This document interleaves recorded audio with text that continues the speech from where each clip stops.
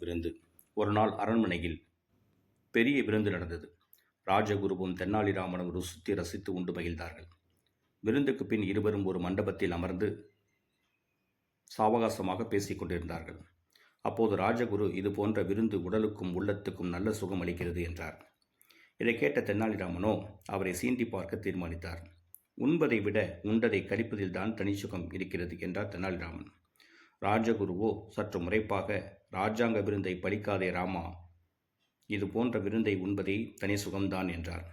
தென்னாலிராமனோ, கொண்டதை விட கழிப்பதில் தனி சுகம் இருக்கிறது என்பதை நான் ஒரு நாளைக்கு உங்களுக்கு உணர்த்துகிறேன் என்று கூறி அங்கிருந்து சென்று விட்டார். ராஜகுரு ஒரு நாள் தனி அறையில் இருந்த சமயம் பார்த்து வெளியே பூட்டிவிட்டார் தென்னாலிராமன். உள்ளே இருந்த குருவுக்கு மனம் கழிக்க வேண்டிய அவசியம் வந்துவிட்டது. கதவு வெளியே பூட்டியிருந்ததால் அவர் பலமுறை தட்டினார், பயனில்லை. அவசரத்தில் தவியாய் தவித்து கொண்டிருந்தார். அவரை நன்றாக தவிக்க விட்டு கொஞ்ச நேரம் கழித்து ராமன் கதவை திறந்தான்.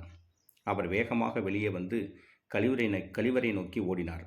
சிறிது நேரம் கழித்து வெளியே வந்த ராஜகுரு தென்னாலிராமனை பார்த்து மூச்சு வாங்கி கொண்டே பேசினார்.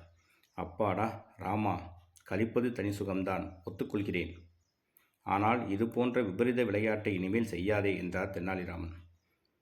தென்னாலிராமன் தான் சொன்னதை செய்து காட்டிவிட்டதை நினைத்து இருவரும் அடக்க முடியாமல் சிரித்தனர்.